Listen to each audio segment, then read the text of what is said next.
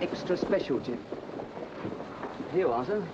Oh, thanks. Senator Burnback. That is so? Would you mind a moment, sir? Is this your first trip to England, Senator? That is so. Have you any special purpose for your visit? No, sir. My visit's purely exploratory. While here, I hope to have the opportunity of observing as many aspects as possible of the British way of life. I shall study closely the present crisis in the Sterling area. I tell you, England's finished. She hasn't got a bloody chance. Thanks. Thanks a lot.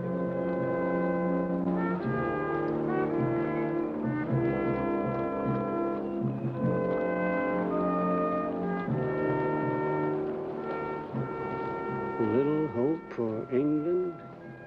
England may collapse today. The crisis? Well...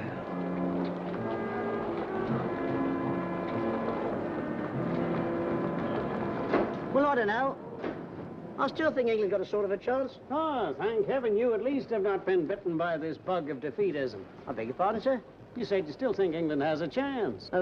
Well, if it doesn't rain, I think we'll pull through. Ah, you mean the harvest? No, sir, I mean the oval wicket with 560-odd runs to make in the first innings. But if those off-spinners Be so find good, sir, as to inform me what in blazes you're talking about. Cricket, Governor. The final test. England versus Australia at the Oval. Cricket? Now, that is illuminating. I've heard these stories about the passionate excitement cricket arouses over here, but I never did realize that it could drive a grave financial crisis off the national headlines. Well, you see, sir, since the war, we've had quite a few of these financial crises. One a year on average. And we only get the Aussies over here once in 4. Perhaps that's what it is. But of course, a war, I grant you, it's different. But a crisis... Oh, thank you, sir. Thank you very much. Where to, sir? The cricket game. Oh, you mean the Oval.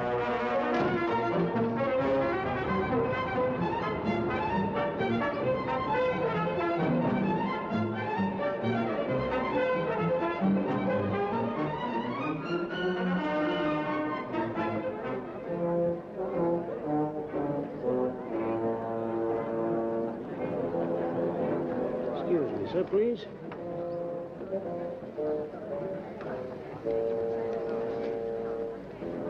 Good morning. Morning. Going to be an exciting day? I hope not. Huh? All I want is to see the boys piling up the runs quietly and not getting out. I don't want any excitement, thanks. Pardon me, sir, but as a stranger in these parts, may I ask a question? Go ahead. This, I gather, is the 4th day of this particular game. I also gather that during the past few weeks, there have been 4 other games, each of 5 days, between these same teams. Correct.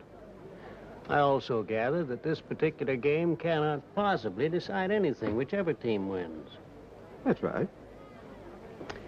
It is also, I'm told, very possible that neither side will in fact win this game. Well, let's hope so. Now, looking around this field, I'd say at a rough estimate there are 30,000 people here. About that. Now, your hope that there'll be no excitement is, you would say, a fairly general view among all these spectators? Oh, of course. If they're English. I see. Yes, I see. Well, what was your question? There's plainly no point in asking it. Perhaps you'd be kind enough to tell me something about the state of the game.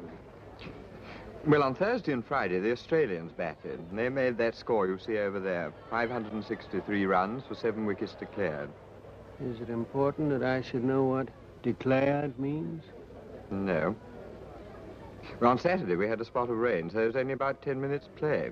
And the crowd all got rain checks. Oh, good Lord, no. There's no guarantee of play. Look on your ticket. It's very clearly marked. Well, in those 10 minutes, Hutton and Washbrook, the English opening pair, made 7 runs for no wickets. So in the next 2 days, it's up to England to try and avoid getting beaten. I see. Couldn't they go further and try and win? Oh, good Lord, no. There's no hope of that. Oh, by Jove, there's something happening. What? Well, they're taking the rain covers off.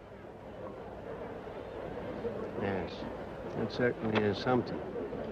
You mean they may actually be going to play? Well, if it doesn't rain in the next half hour. Of course, it might rain, and they should wash play out altogether. That'd be fine. You don't, I gather, then feel completely confident of your player's skill. We got some good opening batting. That's our weak spot there, number 5. 5. S. Palmer. Old Sam Palmer. He used to be good. He's just about had it now.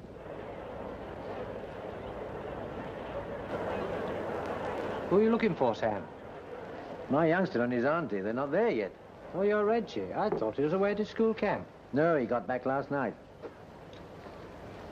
Listen, Frank, if Suddle or I go early, I don't want to see any square cutting off the fast bowlers. No. At any rate, not at the start. And if they bounce them, be careful. Don't try and hit them for 6. Okay, you're the boss.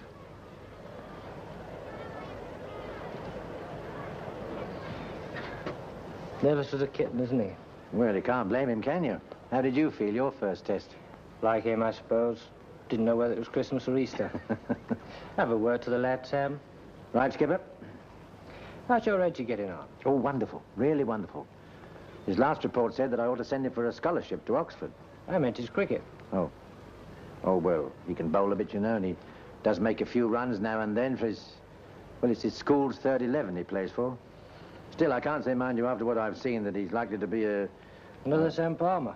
Well, we can't expect everything, can we? He's keen, Skipper, mind you. Keen as mustard, he is. A gloomy night.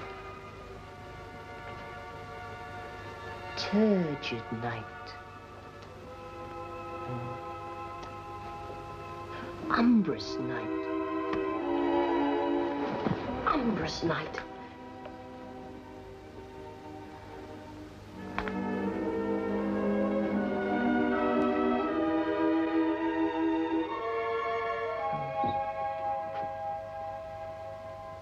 Ebon night. Ebon night. Reggie, you still here? I told you to go to the Oval and I'd meet you up there. Oh, hello, Auntie. What's the time? It's 11:20, and you'll be late now. Oh, they probably won't start on time. Oh, yes, they will. It's a lovely sunny day outside. Well, that doesn't mean they'll start on time, Auntie. The wicket's probably drenched.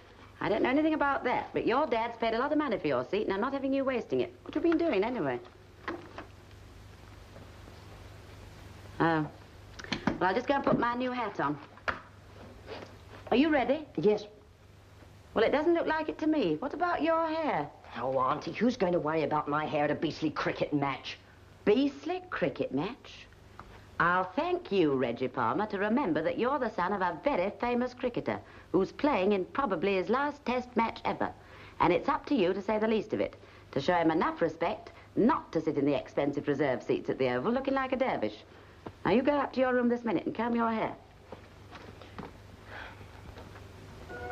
Phoebus has fled, and ebon night has locked the shutters of my dread, locked the shutters of my heart. And when Aurora's opal light, through open portals, oh no, dash it, the ruddy shutters. Reggie. Well, that's a nice way to comb your hair, I must say. Come here. Auntie, are you sure you want to go and see the whole day's play? Of course I'm sure. Why? Well, you know you're as bored by cricket as I am. Shh, Reg, you mustn't say that. It's wicked. But you admitted it, Auntie, don't you remember? We were at Lord's that day. You Well, said I wasn't to me... myself at Lord's that day. My feet were terrible. Anyway, this is a test match. Well, that's worse. 5 ruddy days. Reggie Palmer, how dare you talk like that? This is cricket. Why, it's an institution. It's historical. Well, it's been going on for hundreds of years. Well, we're going to the Oval now, and that's flat. Come along. Oh, dear. I was so near finishing it, too. What's so special about it? Well, it's for Alexander Whitehead. You see, when he sent me this photo, he also said that my fragment of despair showed promise. Only the last 3 stanzas let down the rest of it. So I'm rewriting it. And the trouble is I have to send it off to him tonight because he's flying to New York on Wednesday. Please, Auntie. All right, Reg. You can finish it. Oh, Auntie, thanks awfully. But mind, as soon as it's done, you're to come up to the Oval. Half an hour or so should be safe. Your dad's not in till 3rd wicket down. Still, I wouldn't put it past those Australian fast bowlers to do hat tricks and things. That reminds me, what do you think of this? Oh, I think it's marvellous. It sort of, well, suits your style so well. Yes, I thought so. Thank you, dear. Your dad was funny about it, you know. Oh? Well, he doesn't know the difference between a Paris model and a plastic pixie hood. Very well, then. Half and half. And mind, if your dad finds out, I don't know a thing about it. Don't worry, I'll read up the papers. Anything I miss, he won't catch me on. I've often done it before.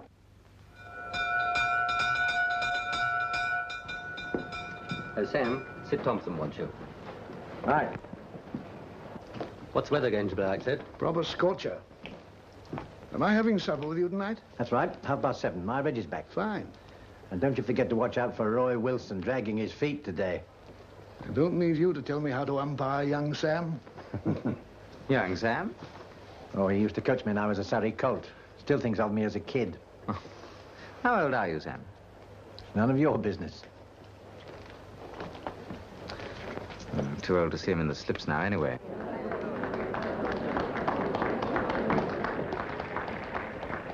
Anything on your mind, Sam? Oh, I was just wishing I was 20 years younger, that's all. I shouldn't worry. You're just as good as ever you were. Come on, Cyril. Let's get out there. And good luck. See you both at lunch.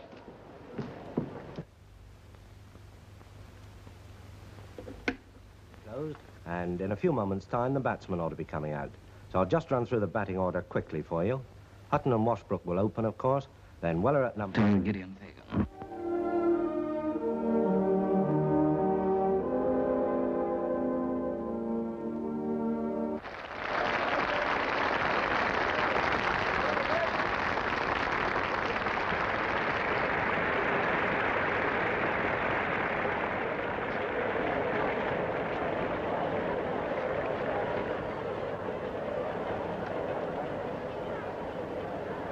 Talk about jitters. No, you'll be all right when you get out there. I was nearly sick just now. You should have been sick. I was, my first test. How many did you make? 106. Gosh, I envy you. Envy me? Well, you've done it all. It's all behind you. Whatever you do out there won't make any difference. They'll just say, good old Sam.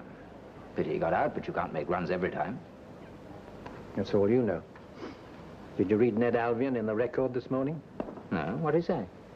Oh, about how that England's been carrying a passenger for the last 4 tests and how we shouldn't let sentiment blind ourselves to the fact that S. Palmer has just about had it. Oh, you shouldn't listen to those writing baskets.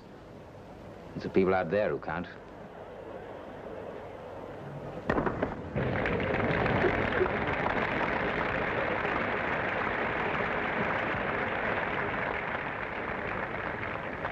Looking for Cora? No, my youngster and his aunt. Who married, Sam? No, widower. How did you know about Cora? Well, I've been to the Stag and Hounds, too. And she told me you and she were pals. She didn't tell me about you. Why should she? I've only been there twice. Funny you're not telling me about meeting you. Mad on cricket like she is. 4 to Hutton, then. Makes him 7. England 12. What makes me sick is before the war, you could walk in there and get 6 for a quid. Now you need a He Wilford. moves in fast. He bowls to Washbrook, and Washbrook sends it straight into second slip's hands. Washbrook's out. No ball. No, he's not. He's all right. Disturbing, though. England want a quiet morning. Time and wickets Morning, are as Tom. important as runs. at Small this Scotch, game. Cora. But with England 12 for no wicket, then we return light programme listeners to the studio. Oh, Lord, I can't take these test matches. They just about kill me. Sorry, dear, what was it you said? Small Scotch, please. Nah, it doesn't make any difference. Doesn't sound as if he's going to stay long. England all out before lunch, if you ask me. You don't want to talk like that, Mr. Crawshaw. That's defeatist talk, that is. Well, I mean, what have we got to come after these two? We've got a lot to come, if you ask me. That'll be 2 shillings, dear. Well, of course, there's always Dennis. But this new chap, this Frank Weller, this one that's coming in next, I reckon he won't make many runs. Oh? And why do you reckon that? Well, I mean, after all, what do we know about him? Quite enough, I should have thought. 3rd in the batting averages and 100 for Lancashire against the Aussies. Ah, but a test match, that's different. This temperament, you wanted a test match. At least that's the way I see it. I expect that's the way we all see it, Mr. Willis, dear. But there's nothing to say he hasn't got temperament till we see, is there? He was in here last Thursday, Cora, did you know? He was in here again Saturday, as it happens. Nice-looking young chap, don't you think? Oh, well, it depends what you call nice looking, doesn't it? She's blushing. Cora's blushing. I don't know what you mean, I'm sure. Oh, Cora, we thought you had eyes for only one Test cricketer. She's gone up in the batting order and down in the age group. Very funny, I'm sure. All of you.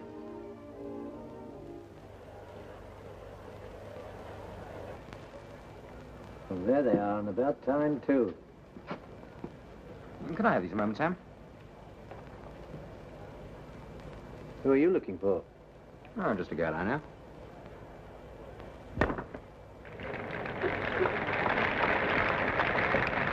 Oh, ever so sorry. Not at all, ma'am. Think nothing of it. What was that applause for? The batter's just hit a high fly off a foul ball. The batsman has just hit a 4 off a no ball. Oh. Can I have a look, Frank? When did you say you met Cora? Sure, I thought he was out. What'd you say? Cora, when did you say you met her? Oh, about a week ago. Can't get over her not telling me anything about it. Who courting, Sam? Courting? Me, with a boy of 17? What's that prove? That I'm too old for those sort of larks. Huh. Oh, it's just that I go into the old stag now and then, and Cora and I, well, I'm a sort of uncle to her, if you know what I mean. And she tells me that... Gosh, this is it.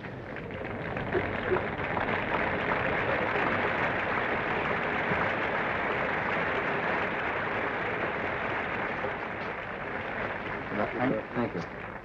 Frank, don't try and get off the mark too quick. If you can't see them too well the first couple of overs, just play them back or cover up and watch them go by. Thanks, Sam. We'll be all right, son. See you at lunch. Good luck, Frank. Let's have one of your best hundreds, Frank. What's it like out there, Cyril? There's nothing in it at all. I played a bad shot. Good luck, Frank. Thanks. The time is 12 o'clock. We are now taking light program listeners back to the Oval for a further report on the day's play. And here at the Oval, England are 40 for 1 wicket. Ah, they lost a wicket. Washbrook, What did I Coltrane, tell you? Boldlinder, 22. So long. And now here comes young Frank Weller, out to play his first Test innings. Brilliant young Call lad up. is your left hand.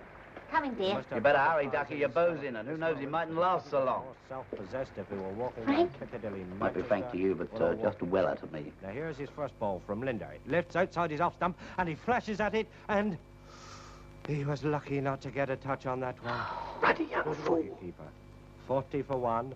Second ball, he plays forward, and he's popped it up just short of short leg, and Corns almost made a catch out of that. No, it's no good. I can't stand Well, it. he takes guard You can again. listen if you He's like and still let me know looking what's happened after it's absolutely as happened. cool as I ever. prefer it Gets that down the way. field again. Twirls his bat. You know, Fred, I don't think this is such a joke. I really believe our Cora's gone off the deep end good and proper about Now that his arm young comes chap. over, he bowls. It's a good length ball outside the off stump. Poor old And chap. there he is, Weller, off the mark. A characteristic rolling cover drive off his back foot. Another homer! Hot dog!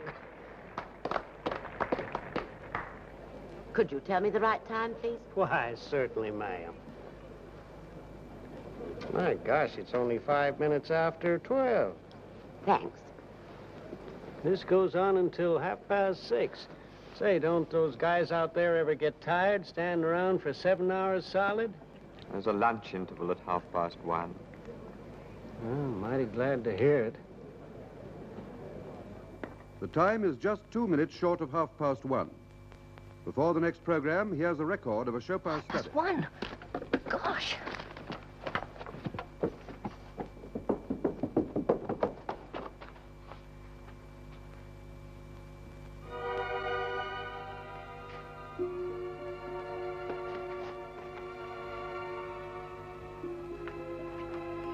Yes, of course.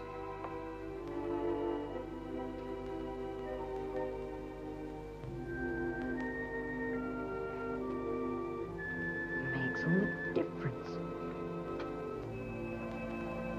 I've got it now. I've got it now. Oh, have I? Say, something's happening. Lunch.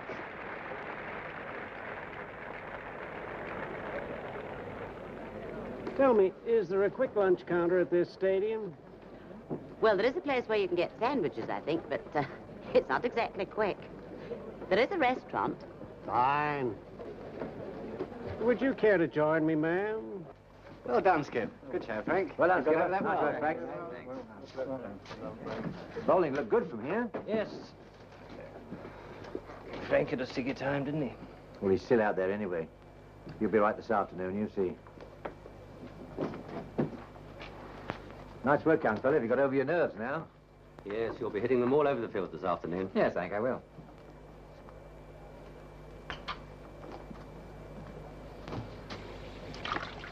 Oh, I forgot to ask you, Sam. Are you taking this coaching job at Eton? No, I've turned it down, Skipper. I thought you liked the idea. Well, I did in a way, yes. It's a good job, mind you. I'm not saying it isn't. I like coaching youngsters, and I'd still be with cricket, but we can't always do what we want to do, can we? I don't see why not in this case. Well, look at it this way, Skipper. If Reggie's going to get on and perhaps go to Oxford, he might be meeting some of these young lads from Eton and making friends with them, perhaps.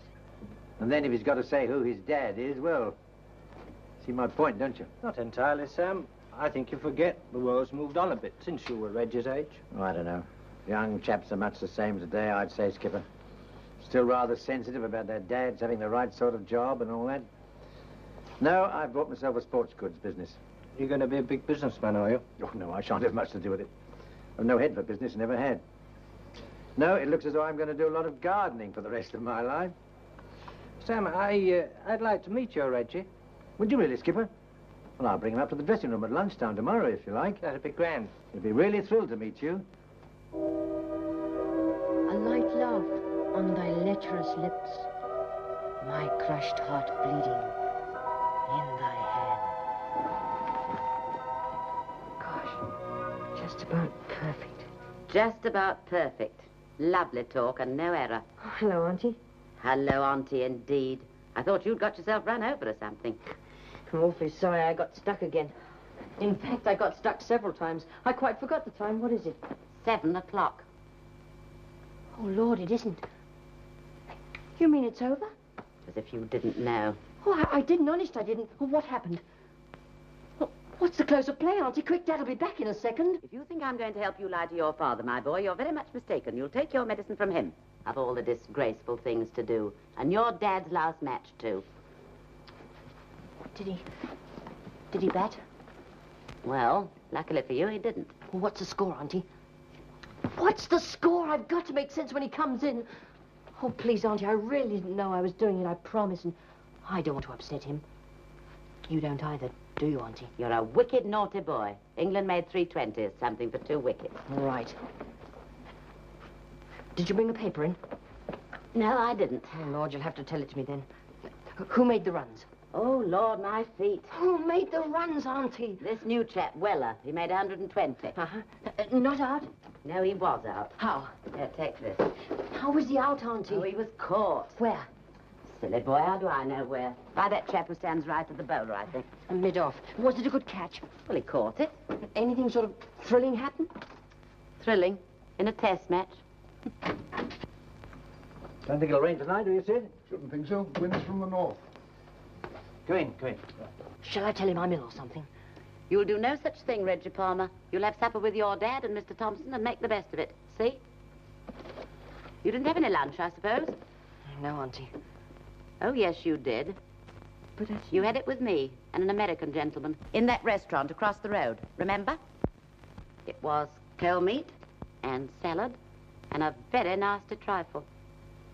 And it cost the American gentleman 16 and fourpence, which was just about 8 and fourpence too much. Yes, Auntie. Reggie! Are you there, Reg? Oh, Lord. I hope I can make sense. Hello, Dad. I'm sorry I didn't get a chance to bat. No, I wasn't. How did you get back so quick? Oh, we caught a bus all right. Oh, you must have been lucky. When I left, there were still queues a mile long. Oh. Come and meet Sid Thompson. Sid, this is my Reg. Glad to meet you. Yes, he looks like you, Sam. Oh, I can't see it myself. More like his mother, I'd say. Enjoy the game today? Yes, very much. What's this, Reg? Oh, just something I wrote this morning before I went to cricket. What's E-bone? Eben. It's ebony, but you can say ebon in poetry. Can you now? Well, this is quite something. You like to read it, Sid? It's a poem. No, not me. Not unless it's about cricket. Cricket? Poets don't write about cricket. Come and help me lay the table. Have a drink, Sid. You know where it is? Skipper batted well, didn't he? Yes, so did Weller. Yes, after lunch. No, he wasn't very good before lunch, was he? Nervous as a kitten. Just like me, 24 years ago, practically to the day. Well, you made 100 in your first test match too, didn't you, Dad? That's right. And you'll make 100 tomorrow in your last, I bet. I was in quite a stew when Weller got out like that. If Dennis had gone quick, I wouldn't have fancied going in tonight just before the end. It was a good catch, wasn't it? Good catch. The one Weller got out to at mid-off. Well, if that's what you call a good catch, now I know what's wrong with your fielding. A child of 6 couldn't have missed it. Besides, it wasn't mid-off, it was mid-on. Oh, yes, that's right, mid-on. Oh, for heaven's sake, Reg. Haven't you learned the difference between mid-off and mid-on yet? Well, it was a bit difficult to see from where we were, you know, Dad. Well, they were good seats. They cost good money. Oh, you're back, dear. That's good. Hello. What was wrong with the seats, Ethel? Nothing was wrong with them. Why? Well, Reg said he couldn't see very well. Oh, well, now you come to mention it. He did have rather a big man sitting in front of him. Well, that shouldn't have made any difference. That stand is tiered. Well, this man was very big. He was almost a giant. Oh, Sam, my feet, they're terrible. What with the heat and the crowds and queuing for that tube for half an hour, I'm fair worn out. You said bus, didn't you, Reg? I meant tube. Who's been giving me the tail, Reg? You or your aunt? Me, Dad. You didn't go? No. What was the matter? Didn't feel well or something? No, I was writing, you see, Dad, and I forgot the time. Forgot the time? Well, that's true. When you're writing, I can't explain it, but you get so worked up and so... Oh, I don't know. What like being drunk is, I imagine. And it's as if there isn't such a thing as time. Do you understand what I mean, Dad? I might have been batting today, you know. Yes, I know. For the last time in a test match. And I wouldn't like you to have missed that, Reg. Even if it was only just the one ball, I wouldn't like you to have missed it. Stupid, I know, but that's the way it is. You coming tomorrow? Oh, yes, of course I am. Well, you're going to miss Frank Weller, then. And we'll have plenty of chance of seeing him in the future. Dad, I'm awfully sorry, really, I am. It's all right, Reg. And the next time a thing like this happens, don't tell me any more stories. Makes me think you're scared of me, and I don't like that. I don't like it a bit. Sorry, Dad.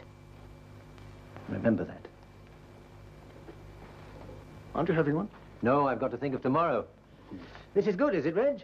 Well, I think so, Dad. I'm sending it to Alexander Whitehead. Aren't you troubling Mr. Whitehead a bit too much? Well, he's always saying in the papers how he wants to help young poets. Oh, that reminds me. Do you mind if we look at the television tonight? They're doing a one-act play of his, and I do want to see it. Yes, well, I like a good play, especially when it's short. Supper's ready. Good evening, Sid. Evening, Ethel. And if Mr. Whitehead does buy that poem of yours for £100 or so, I'll trouble you for 15 shillings of it, because that's what you owe me for your seat. I hope there's enough, Sam. Anyway, you at least had a good lunch, which is more than Reggie and I did. And what did you and Reggie have for lunch? Go on, Reggie. Tell him. Well, go on, silly. Tell. You haven't forgotten, have you? Oh, Auntie. Oh. So you found out, have you? Well, don't blame me, for I had nothing whatsoever to do with it. Oh, no. I know, Ethel. I can see that. Found out what? Never you mind. And what was the tale you wanted him to tell me about lunch? Will you be quiet? Fine pair. Conspiracy in my own family. You silly boy. How did you give it away? You did. I did. Well, I like that. You said Weller was caught by the chap who stood to the right of the bowler. Well, Ethel never could tell her left hand from her right, isn't that so, Ethel? And how's the world been treating you these days? By kind permission of the third programme of the BBC, we are presenting tonight a comedy in one act by Alexander Whitehead entitled Follow the Turtle to My Father's Tomb. The cast is as follows. The part of Godfrey is played by Valentine Dial. All right. The part of Antonia Thank you, Sir, for home, by sir. Mrs. Catherine Levitel. Nash. And before we begin, I would like to warn you that we do not consider this play suitable for children. Oh, good. The scene is limbo. The time is now, or perhaps yesterday, or possibly even tomorrow. Limbo? Where's that? Sort of hell. Oh, how nice. Come. Come. Who are you? Lucasta! Parthenope! Antonia, what do you want with me? An answer, an answer. We await your fateful answer, just as the hinge of fate swings the future like an unhinged brain. Which of us do you love? Antonia? Lucasta? Penelope? Which? Ah. How came I here? I suppose the surgeon's knife slipped somewhere in the neighborhood of my gallbladder, dividing all the gall into 3 parts, which is now the bright sword of the Archangel Michael, poised over my dead skull like a single blade of the Aurora Borealis. And the swabs, which the theater sister littered on the dunes of my belly, well, now litter this sky like bellying clouds. And the hiss of the anesthetic is the whisper of an eternal wind in the great conch of God's ear. Oh. Where am I? In hell or in heaven? Heaven is hell and hell is heaven. Just as life is death and death. That's the 45 bus going past. Death but not living. But what is life but not dying? What is anything but nothing? Nothing. Nothing. I thought you said this was a comedy. Oh, yes, Auntie, of course it is. Oh. Well, it probably gets more comical later on. The scene now changes to a graveyard in Adrianopolis.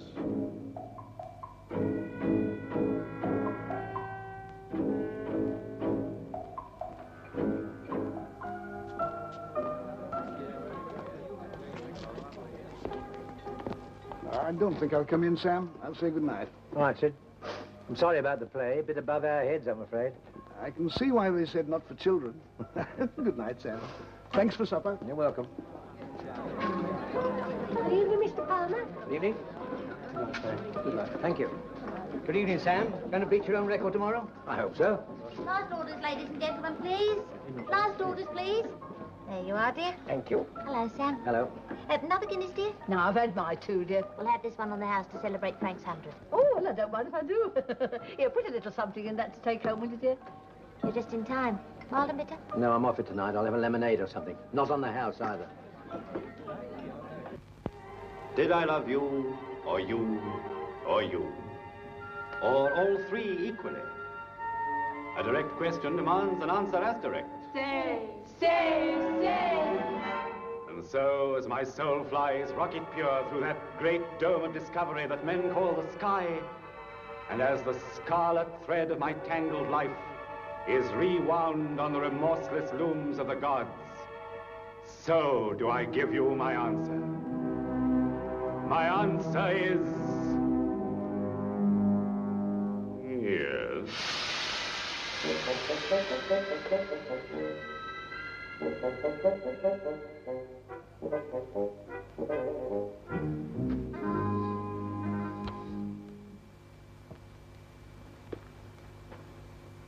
Oh, that was wonderful, Auntie. Yes, dear. Wonderful. Imagine his answer being yes. Oh, I think that man's a genius. Time, please. Good night, Cora. Good night. There you are, dear. Have it on the house. Watch your step, Daisy. Oh, Mr. Arbon will see me home, won't you, ducks? Not tonight, Daisy. Good night, Cora. Good night. Good night, Mr. Simpson. Good night, dear. Time, gentlemen, please. Not you, dear, of course. I didn't know you met Frank Weller. Didn't you? Good night, Cora. Good night, dear. I thought I told you. Didn't you know? Didn't I? Must have forgotten. Good night, Mr. Burrows. Good night, Miss Cora. Whitworth. Come again. Night, Cora. Good night, Cora. Good night, Tony. See you tomorrow. Good night. Come on, Bill. You're always last. There's a good boy. Cora, Oh, Fred, you can lock up now. Okay. Hmm? about this chap, Frank Weller. Well, what about him? I shouldn't see too much of him if I were you. Oh, why not? You know why not, Cora. You know his reputation with the girls. Well, anyone can get involved in a divorce case. Nothing in that except bad luck. How often have you seen him? Twice? Why? Well, did he... Has he... Well, I mean, did he suggest that... Of course he did. He suggested I should fly to Baghdad with him next Tuesday. Oh, talk sense, Sam Palmer, do. No need to take that tone, Cora. What I'm telling you is for your own good. Not for yours, I presume. I don't know what you mean about that either. Well, it's a funny thing. You said exactly the same thing about Nat Parsons and Mr. Hardy. Well, it was true of both of them. You know what they were after. Of course, I know what they were after. How did you know I didn't want them to get it? Cora. I'd like to know why you think you've got the right to manage my life, Sam Palmer. It's not as if there was... well, as if there was anything between us. For the last 2 years, you've just stood at that bar gooping away and making goat's eyes every night of your blasted life whenever you were in town. And apart from a few kisses under the mistletoe at Christmas and some mushy letters that don't say anything more definite than I wish I was back at the old stag again, nothing's happened. Nothing at all, nothing. And yet if I so much as look at another man, you talk as if I was tottering on the brink of the bottomless pit or something. Well, I don't know, I'm sure. I'd just like to know what I'm supposed to be doing while you're waiting around there to make up your mind. Put a veil over my face? Crack a bottle over the head of the first man who tries to be a bit friendly with me? You behave as if we were married or something. Well, we're not married and we're not all something either. And if you want to know where I'm going next Tuesday after hours, I'm going to the Spotted Dog with Frank Weller. And after that, anywhere else he wants to take me. Perhaps even to the bottomless pit, who knows? And now time was up 5 minutes ago and I don't need any more help, thank you. And if you don't want to get me into trouble, you better buzz off. Well, I don't know what to say, Cora. I don't know if there's anything to say. Well, I suppose you're right. I'm nearly old enough to be your father. That's no reason why you should behave like one. That thing you said just now about... that thing about or something. That was a joke, wasn't it? Oh, I gave myself a stitch laughing. I'd like to think it was a joke. I'm a bit old-fashioned, you see, and, well, the girl I asked to marry me, you see, I want to be, well, you know, sure about. It's very interesting, I'm sure. I really don't see what your views on marriage have got to do with me. Oh, well. Good night, Cora. Good night.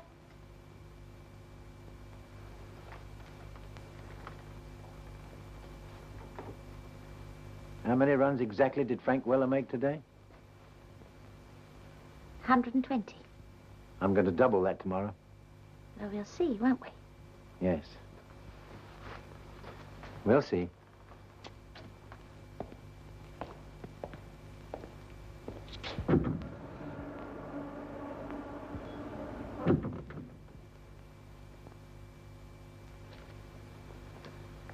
Auntie. Hmm? Do you think I dare ring him up? Ring him up? But they never give you his number. Well, I know the number. It was on his letter. But you can't go ringing up famous authors in the middle of the night, love. But it's not the middle of the night, and I'm sure he wouldn't mind. After all, I only want to tell him how much I enjoyed his play. No one could object to that. Well, I know I wouldn't. And then I could just slip it in about sending him the poem, and then I could be sure he'd read it, couldn't I? I don't know, I'm sure. But Henry's only told, I think, only about 9pence. Reg, I'm not at all sure about this.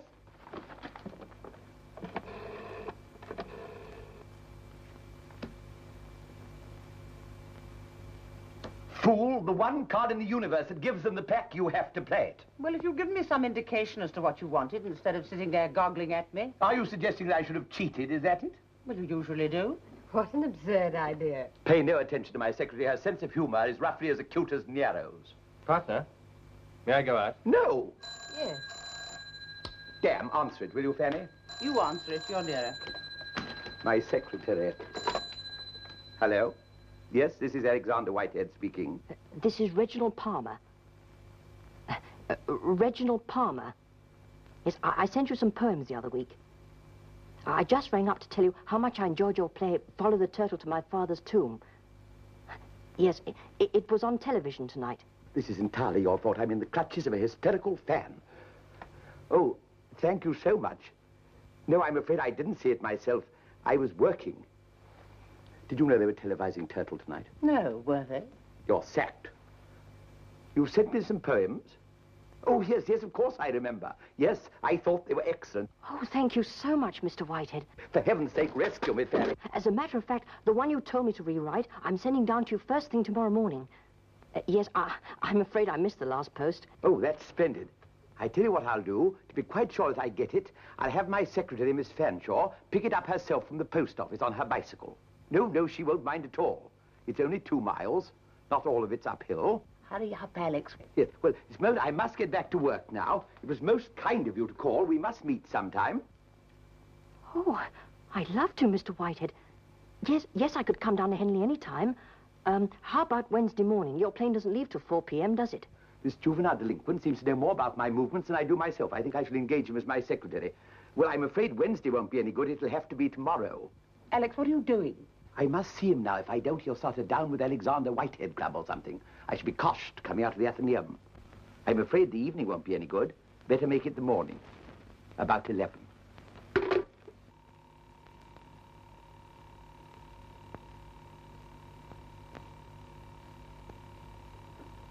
He's rung off.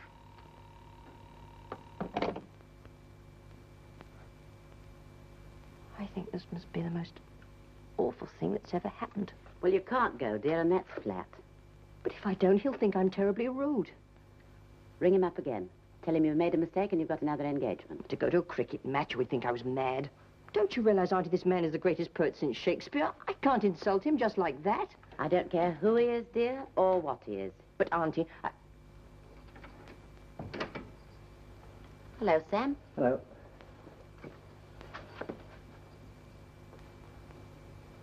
You all right, dear? Yes, why? I don't know. You look a bit worried. Oh, I'm all right. Well, I'm off to bed, and you better do likewise.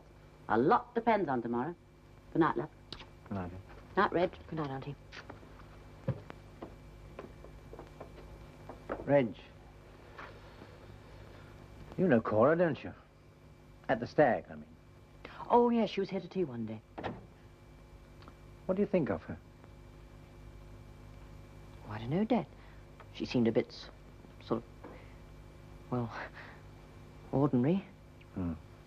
Which is another way of saying common, I suppose. Well, All right. Bed.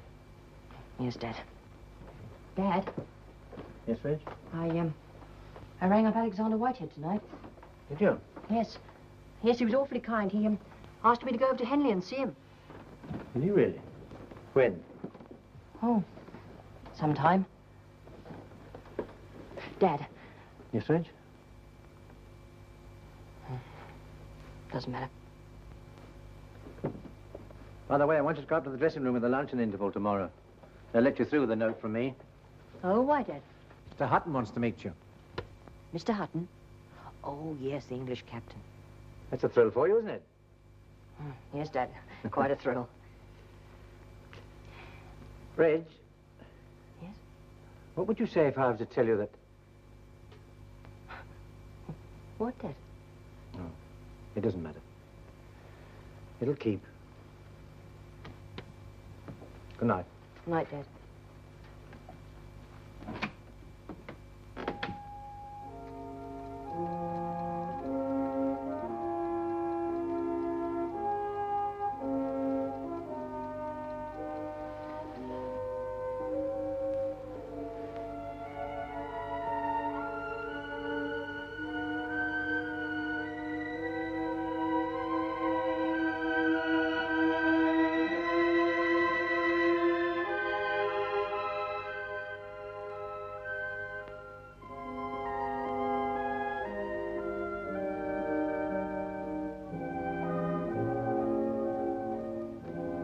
Reg? Morning, Auntie. Oh, I'm glad you got your blue on. Makes you look almost human. You telephoned that Mr. Whitehead yet? No. Well, it is a bit early. You can do it after breakfast. Morning, Ethel. Morning, love. Oh, you didn't sleep well, did you? What makes you think that? Well, you don't look as if you did. Well, I did, anyway. You should have taken one of those pills. How can you expect to make runs if you don't get to sleep? Now, stop it, Ethel. Do you mind? Well, I was only saying... I know what you were saying, but I said stop it if you don't mind. I don't want to be reminded of what I've got to do today. Very solid, dear, I'm sure. Well, I'm glad you got your new suit on. This is what you got to hand in at the door, Reg. The door? Yes, at the pavilion to get up to the dressing room. Oh, yes. Thank you.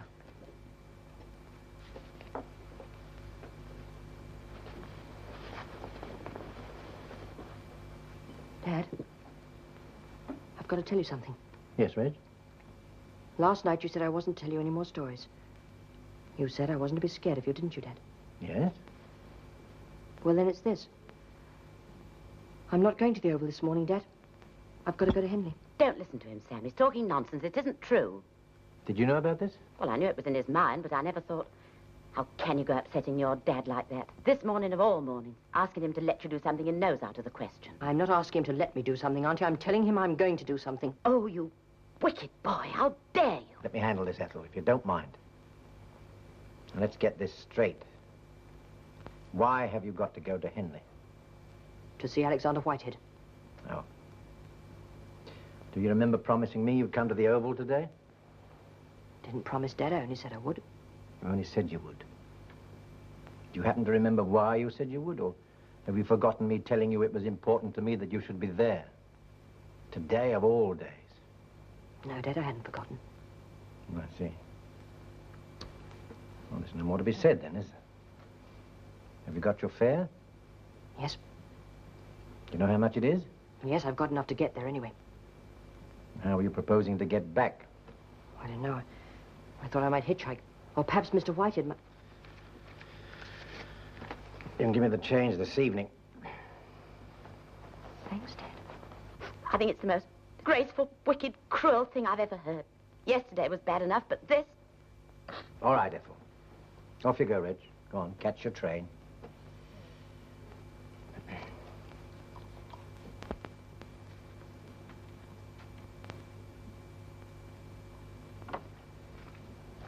Dad, I've got to try and explain. I know you think it's terrible of me not to put off Mr. Whitehead and come and see you bat. But cricket's been your life, and of course you see it as something awfully important. That's perfectly natural. But one's got to keep some sort of sense of values, Dad. After all, it is only a game, and you can't compare it to, well, to the more serious things of life, like the things Mr. Whitehead stands for. Oh, gosh. I'm making it worse, I suppose. What I mean is, Dad, whatever you think about the game, it does resolve itself into banging a bit of red leather about a field with a piece of wood. And you do it well, and I do it badly, and I'm sorry. But I don't see why I should have to give up the chance of my life just to go and watch you doing it. Oh, I'm sorry. I've said a lot of things I didn't mean to say. Only they were in my mind, you see.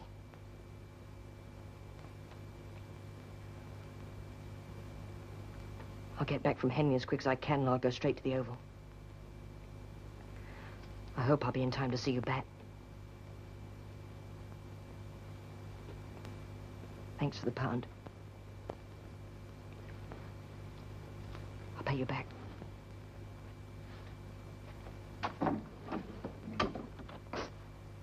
Well, Sam Palmer, how you could just sit there and let him say that, Answer that, will you, Ethel? It'll be Sid Thompson. I'm giving him a lift up to the ground. Morning, Ethel. Morning, Sid. What was your Reggie doing, running out of the house like that? He nearly knocked me down. Dreadful things happened. I'm that upset, Sid. Really, I am. Do you know what that wicked boy's gone and done now? He's upset... Ethel, if you're coming with us, you better go up and get ready. All right, dear. Is it going to rain, Sid? About tea time, I'd say. Better take my Mac, then. Trouble? Yes, our Reggie just gave us a piece of his mind, that's all. What about? Cricket. Said it was just banging a bit of red leather round a field with a piece of wood. Hit him for a 6? Why not? Oh, because he's right, I suppose. After all, when you get down to it, that's all it is, isn't it? Sam, are you feeling all right? Oh, it's a good game, all right. I'm not saying it isn't. The best in the world, I think, but then I'm good at it. Or at least I used to be. You know, Sid, my father never wanted me to go in for cricket. Wanted me in the building trade like him. Only shows how wrong he was, doesn't it? Does it? Well, you've made a bit, haven't you? Oh, I've made a bit, all right.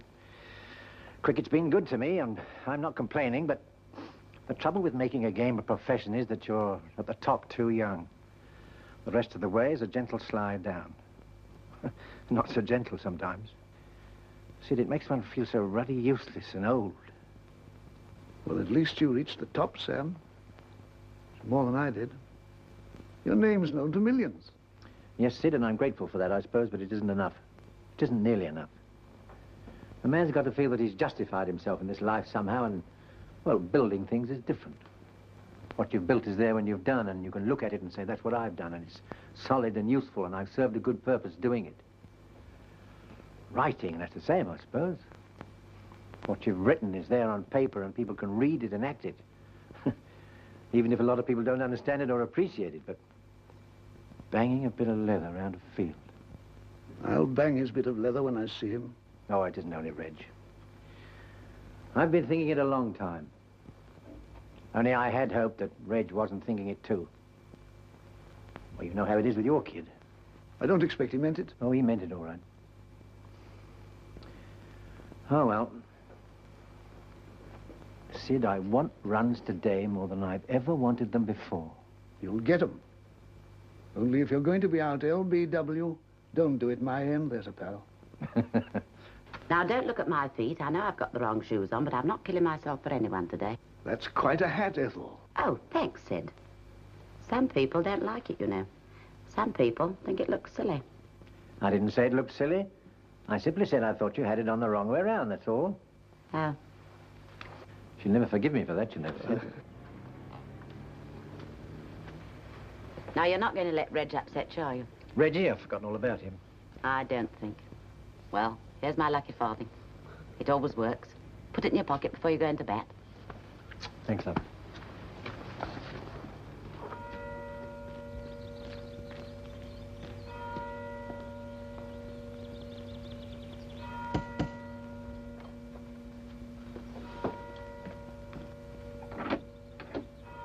Yes? My name is Palmer. I have an appointment with Mr. Whitehead. I think there must be some mistake. I'm his secretary, make all Mr. Whitehead's appointments for him. Oh, but I've come all the way from London, especially. When did you make this appointment? Last night on the telephone. Oh. Oh, yes. I think he told me something about it. Won't you come in, Mr. Palmer? Thank you.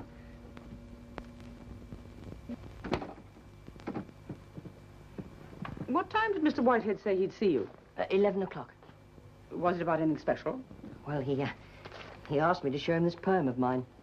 A poem? I see. Thank you. Well, if you wouldn't mind sitting down, I'll go and see Mr. Whitehead and tell him you're here. The only thing is he's very busy at the moment. It may be just a little bit difficult to disturb him. I shan't be a minute.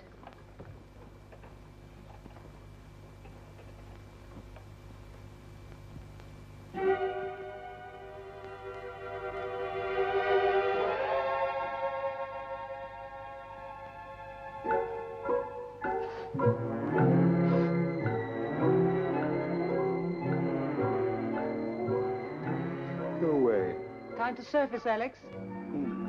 Alex!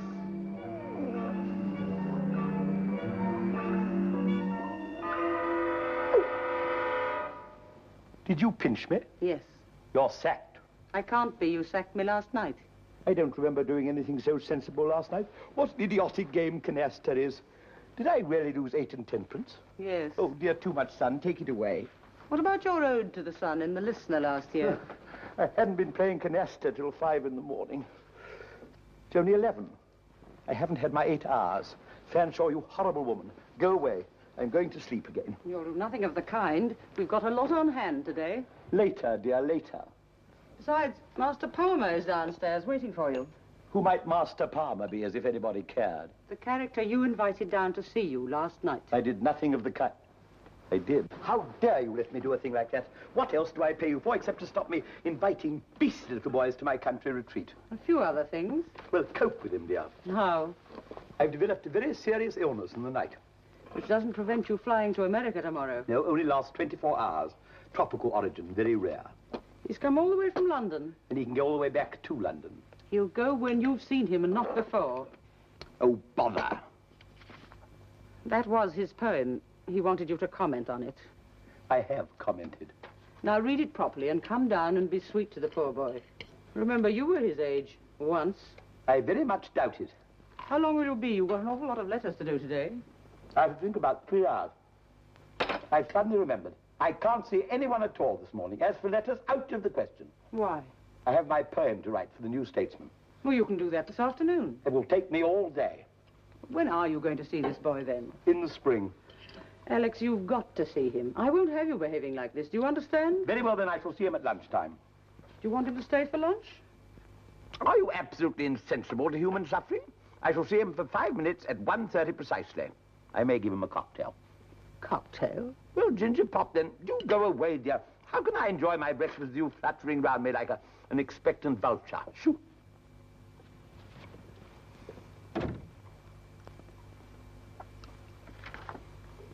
Ebon Night.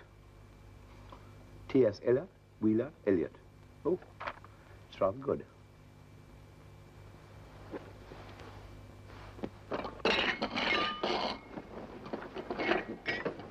Oh. Oh, Mr. Palmer. I'm so sorry. I'm afraid there's been a little mistake. Mr. Whitehead is quite sure that the time he arranged with you on the telephone last night was for 1:30. 1:30? But he said 11. He did really. Well, perhaps you misheard him. Oh, gosh, how awful. Look, couldn't he possibly... No, I'm afraid not. He's very busy at the moment. Would you like me to make another appointment for you? Well, how long is he going to be in New York? Rather a long time, I'm afraid. Oh, I think I'll stay. The harm's done now, anyway. Harm? Well, you see, I shouldn't really be here at all. Where should you be? Oh, it doesn't matter. Was it important? Well, it depends rather on how you look at it.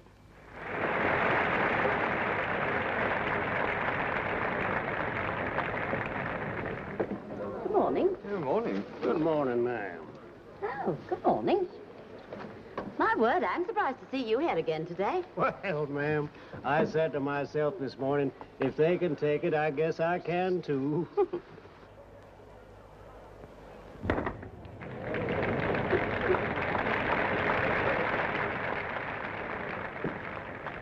Hello, Sam. Oh, hello. Well, you're not windy, are you? Yes. I thought you old chaps got over that. You never get over it. No, there's nothing to it, Sam. It's easy stuff. You're taking Cora out on Tuesday, aren't you? That's right. She tell you? Yeah. Would you do something for me, Frank, if I asked you? I expect so. What? Tell her you can't go. Why? Never mind. Tell her. I thought you said you weren't interested. I didn't say that. I said we weren't courting. I get you. Well? Well, it's a bit up to her, isn't it? It's up to you, too. Oh, I wouldn't like to be rude to a lady, Sam. Of course, if she likes to tell me the dates off, well, that's a different matter. I see. It may mean you and I having a bit of a quarrel, Frank.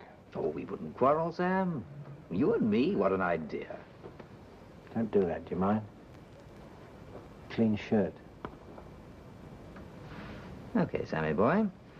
If that's the way you want it. Let battle commence.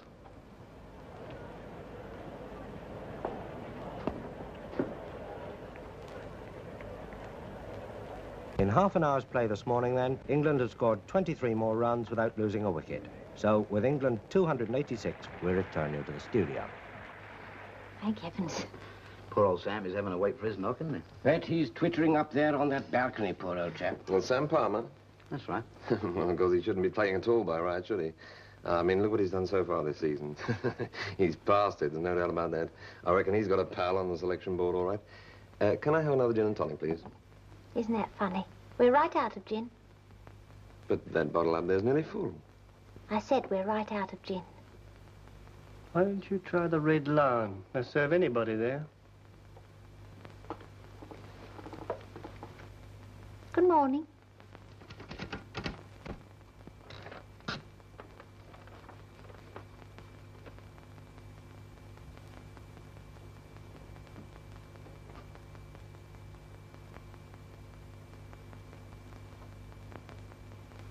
Oh, Mr. Palmer, would you like me to get you some ginger beer or something? No, thank you. These notices are wonderful, aren't they? Yes. Did you see what they said about him when he won the Peabody Prize? Oh, yes, I did. The grand young man of English poetry. Yes, that was quite a long while ago. I say, aren't you ever scared of being his secretary? Scared? Well, I know I would be. I'd be scared to even talk to him at all in case I was interrupting some inspiration of his. You've added a new terror to my job. I can assure you it has quite enough terrors already.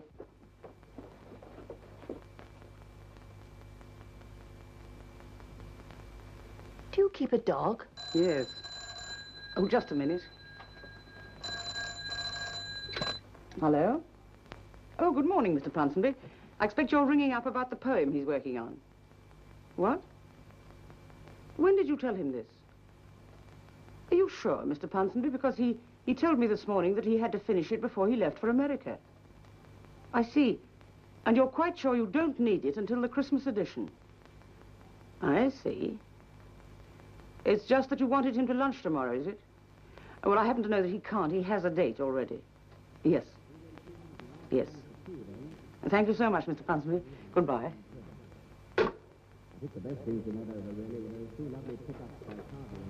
Can you hear voices? Well, I thought I did a moment ago. I can hear them now. What on earth can the brute be up to? And that one went past Gully's left hand. Shut and the it's door. Horace chasing it out there at third man. I don't think he's going to save the second. No, he won't save it. Alex, No, really? it's an easy second. Come Oh, I was just testing out my television set to see that it's still working properly. Do go away, dear. I've got my poem to write for the New Statesman. You know perfectly well you haven't got to finish your poem. Mr. Ponsonby's just rung up and let the cat clean out of the bag. Go away. This is Mr. Palmer. He's been waiting a long time to see you. No. And Compton now. How do you do? Very nice meeting you. How is Basingstoke? Well, I don't know. I've never been there. How extraordinary. I quite thought you came from Basingstoke. Who do we know, then, who comes from Basingstoke? Quite a different boy called Arkwright. This is Mr. Palmer. He comes from London. Oh, really? How fascinating. Well, now, what can we do for you, Mr. Palmer?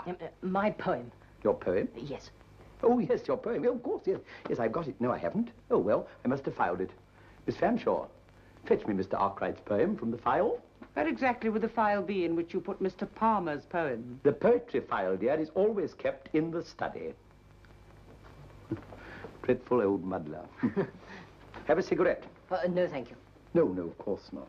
When I read your poem, I liked it very much. I thought it bore allow traces. me, sir.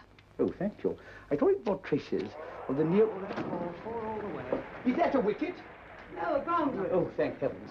Hitting about like that all over the field as if this wasn't a test match at all. There are only 2 wickets down, you know, but we could still lose this match. 2 wickets? Dad's not been in then. No. Now, what did you say?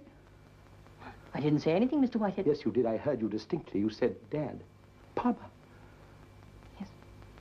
You're Sam Palmer's son? Dear fellow. Oh, my dear fellow, do sit down, please. What must you think of me keeping you waiting like that? It's all that idiotic Fanshaw's fault. Fanshawe? What on earth do you mean by not telling me who Mr. Palmer was? But I did. You did nothing of the kind, dear. You never said he was Sam Palmer's son. Here we have Mr. Palmer coming all the way down from London. Why have you come down from London? What on earth are you doing here with your father going into bat at any moment at the Oval? I thought it was more important to see you, Mr. Whitehead. More important to see me? Are you out of your senses? Couldn't your father get you a ticket? Oh, yes, I've got a ticket, all right. You don't mean to say you're going to waste it. Do you realize that I applied over 6 months ago for a ticket? And if it hadn't been for that idiotic Fanshawe bungling the whole thing, I should be at the Oval now. You wouldn't see me for dust. I didn't bungle it. You were unlucky in the draw, that's all. But it's a very funny thing that Christopher Fry got his ticket. That's all I can say. Very funny indeed. My dear young fellow, you mustn't waste another moment. You must rush back to London at once and pray you'll be in time to see your father. You couldn't give me a ticket, I suppose. Well, I have got a letter to get me into the pavilion. I know. I'll use that and you can have my seat. Wonderful. Come along. Alex, for heaven's sake. Alex, your letters. Don't talk to me about letters, dear. I've got a ticket for the Oval.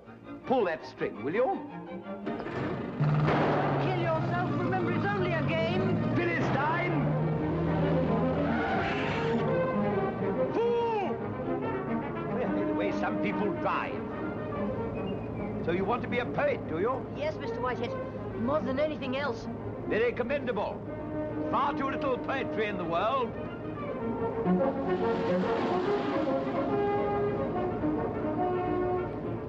Tell me, Mr. Whitehead, do you prefer Keats to Wordsworth?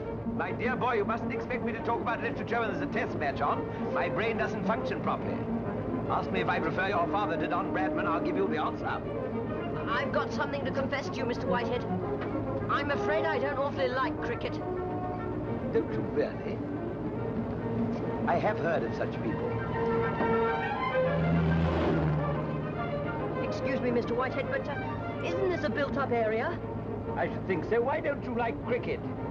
Well, the fact of the matter is, I find it so frightfully dull. Frightfully dull?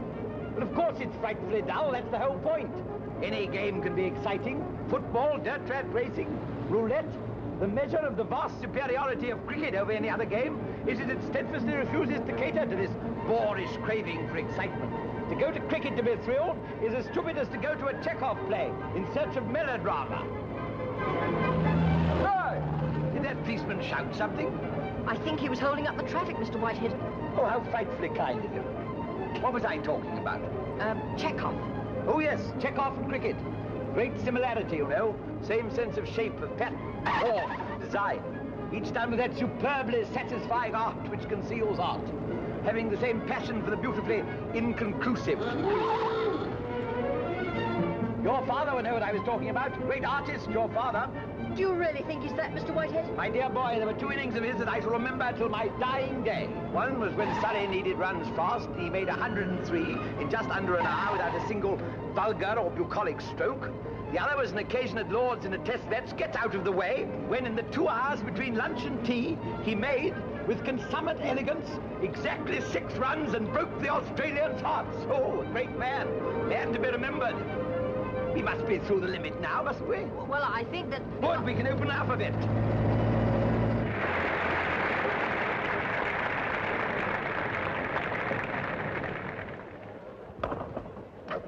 Oh, good shot, sir, good shot!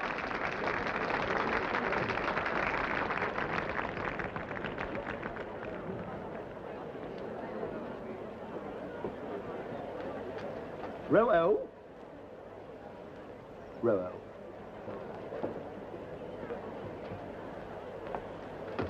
Oh, Hey, what the really? heck? Look here, this seat's taken. It is indeed, madam, by me.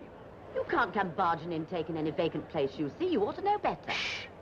I will not hush, and I'd still like to know what you're doing in someone else's seat. It's a very long story, madam, and though I should tell it to you quite beautifully, this is not... Ah! Fool! Get back! Get back! Oh! I can't bear it. Ah!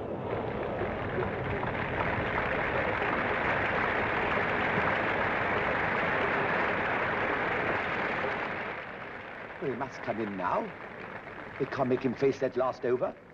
Why don't those beastly umpires call the luncheon interval? Well, if that's what you all want, so why don't you shout at the beastly umpires? Shout at the umpires? It's an interesting idea. I must try it sometime. Too late now. Let's hope they send in somebody else.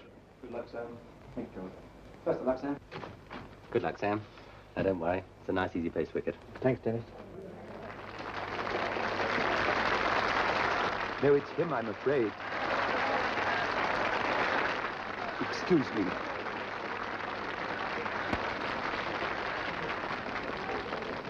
And now here comes Sam Palmer to face these anxious last 4 balls before lunch, looking as trim and as competent as he did when he first came to Test cricket 25 years ago. A bit thicker, perhaps, but just as reliable and as reassuring looking. Looks round the field, plots the fieldsman in that experienced cricket brain of his. And here's his first ball from Linder from the pavilion end.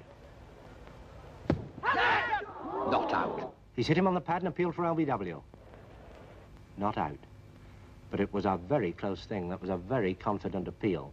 Nevertheless, he gives another tug at that cap of his, pulling it further down over his right ear, as if it needed it, and settles down to this next ball from Linder, who comes in, bowls to him on a length on the leg stump, and he pushes it safely down there to forward short leg. Just 2 balls to go. Here's the first of them. Linder from the pavilion end, bowls to him, and he shoulders arms, lets it go through outside the off stump. And now the last ball before lunch.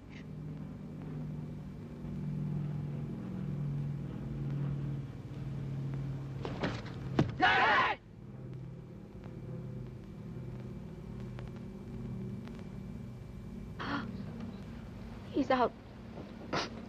Sam's out. Poor Sam Palmer. LBW Linder, naught.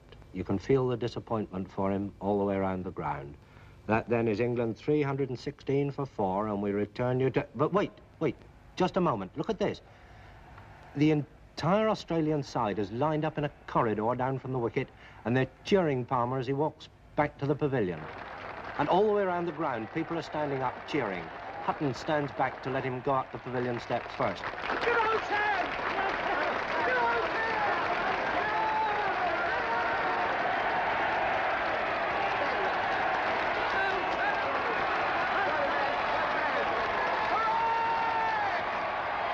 Get up, madam!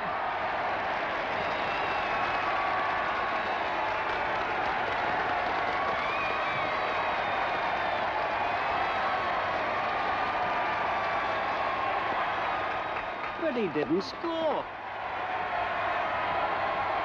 I've never seen a crowd swarm over the ground like this before the end of a match. He'd made 300 runs. They couldn't have given him a grander reception. And now, although he's gone into the pavilion, the applause is still going on as fiercely as ever. I don't think any of us here are ever going to forget the last couple of minutes.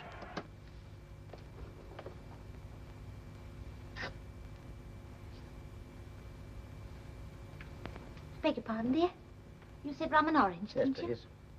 Bad luck, Sam. That one kept a bit low. Come on, Sam. Oh, well. You shouldn't have done that, you know, Skipper, standing back like that. It's you they wanted to see. Is that the way it sounds to you out there, Sam? Someone to see you, Sam. Right.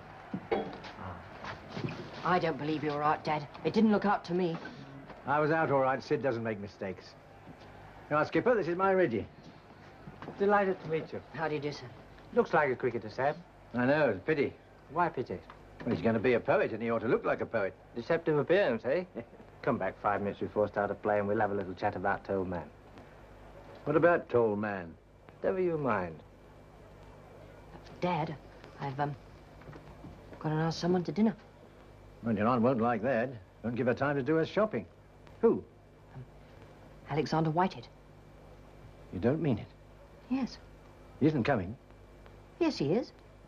What do you mean he liked your poem so much? Oh, he hasn't even read my poem. At least I don't think he has. He wants to meet you. He must be crackers. Oh, and, here's your pound back. I didn't need to use it after all.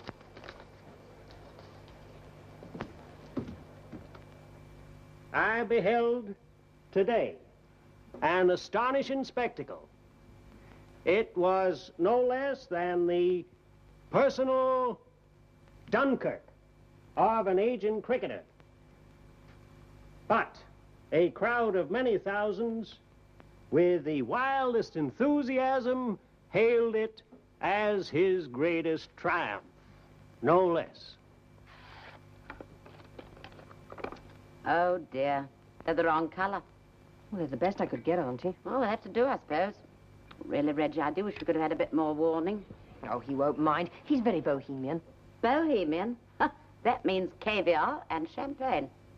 Auntie, Mr. Hutton told me today that Dad had given up that coaching job because of me. Is that true? Well, he did say something about it being a bit awkward with you going to Oxford and everything. I see. We've got to get him to take that job, Auntie.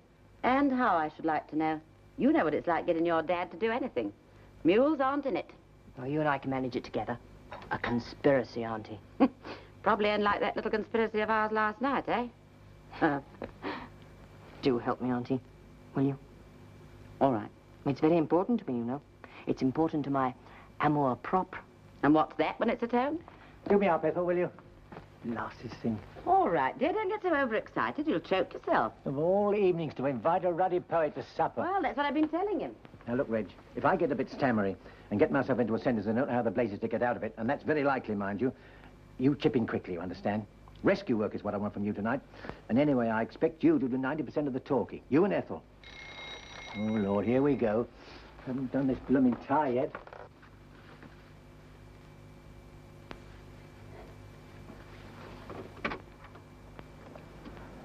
Well, I never, if it isn't you again. What are you doing? Are you following me about? No, no. This is Balmoral, isn't it? Of course it's Balmoral. Now, you be off or I'll call the police. But I've been invited. Oh.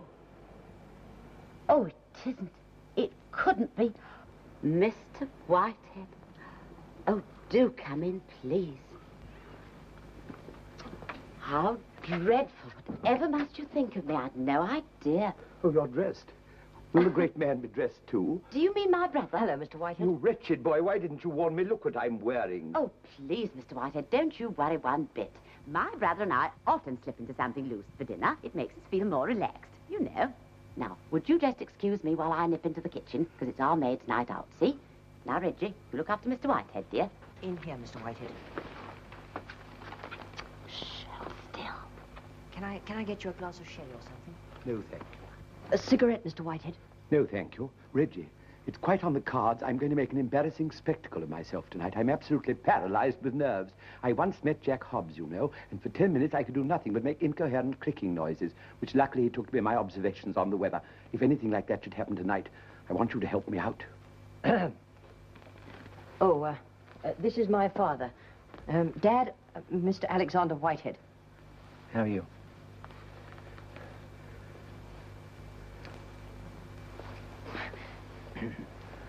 Bad luck it raining this afternoon, wasn't it? Yes, very bad luck. Yeah. Of course, there wouldn't have been a finish to the game anyway, would there? Well, I suppose not. Oh, pardon me, Mr. Whitehead. Reg, would you come and help me, please, dear? All right, Auntie. Excuse me.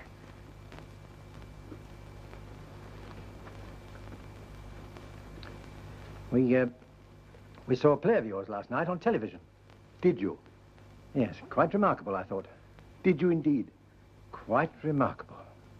I saw you bat this morning. Well, did you? Bad luck you're getting out like that. Oh, I don't know. Tell me, Mr. Palmer, did the ball go with his arm? Well, Mr. Whitehead, quite frankly, that's the sort of thing we say in the pavilion afterwards. Between you and me, it didn't do a blooming thing.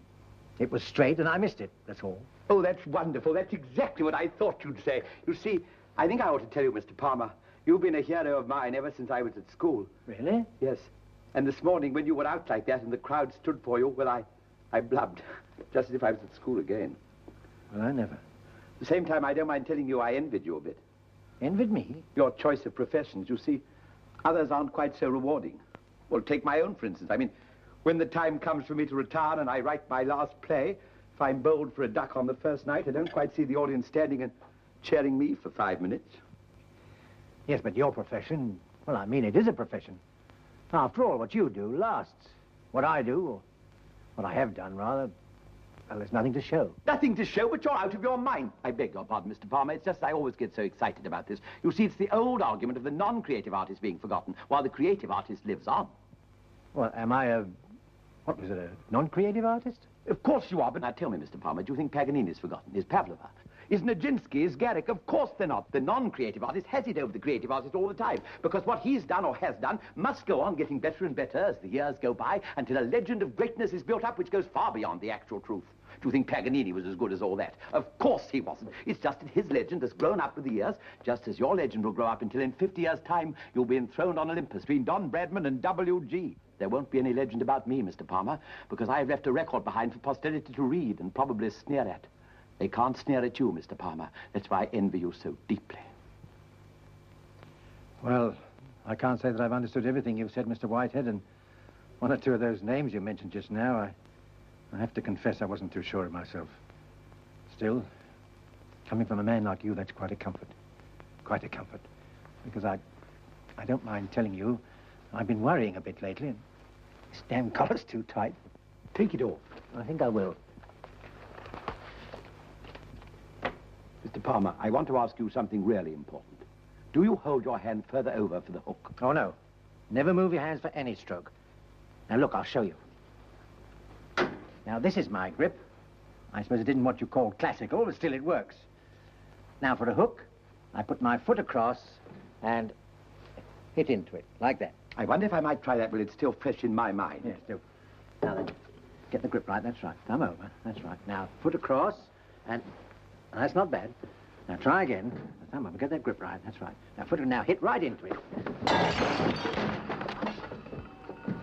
I'm frightfully sorry. Oh, that's all right, never mind, I always hated it.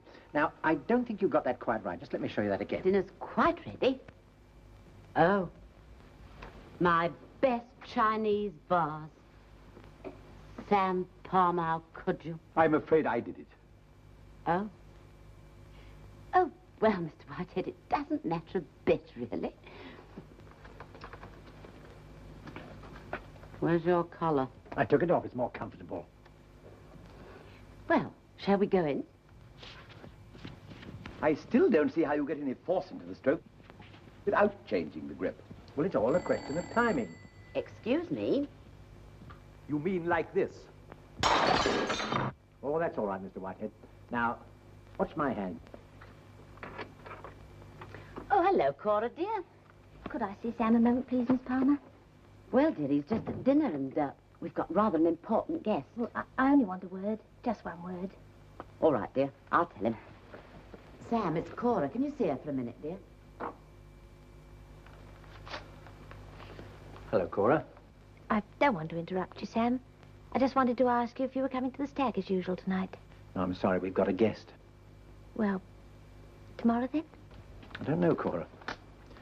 Not sure that I like the idea of standing at a bar, gooping away when I'm not wanted. Who says you're not wanted? You did last night. I didn't. I said it's all you ever did, that's all. I never said I didn't want you to do it. Oh. Well, that's all I have to say, except I was sorry about your innings, Sam. I don't mind telling you, when you got out, I was that cut up, I cried. Seems to have been a lot of crying around here this morning. Right in Niagara, all over the country. The chap on the wireless said that it was the same as if you'd made 300. Well, I want you to know, Sam, that's the way I felt about it. Only you didn't need 300. Only 240. You remember? You said that you doubled his 120.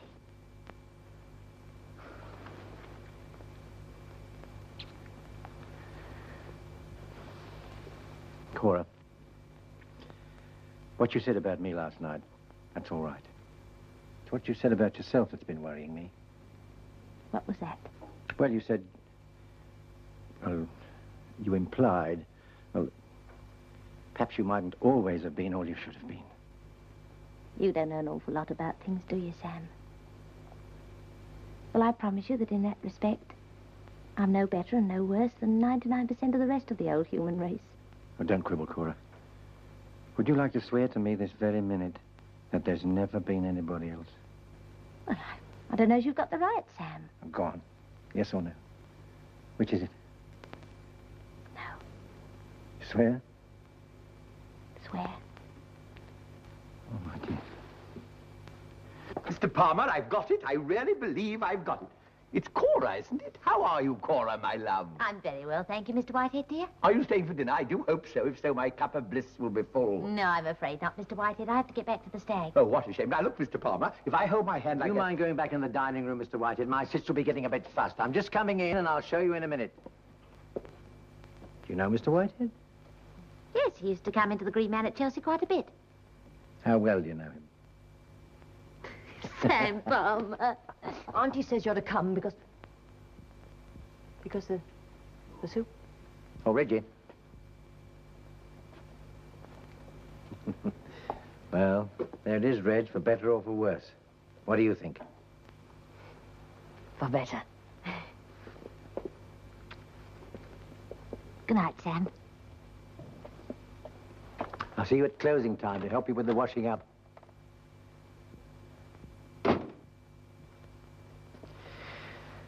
Well, it's been quite a day, hasn't it? It certainly has. Dad, Awfully sorry about the things I said this morning. It's all right. Can't help the things we feel, can we? Yes, Dad, but, you know, I'm not so sure I do feel them anymore. You know, it's a funny thing, Reg. When Sid Thompson lifted his finger this morning, I thought to myself, this is it, Sam Palmer. This is the finish. Well, you know, I'm just wondering if it wasn't really the beginning. Oh, I am most awfully sorry. Oh, yes, you are.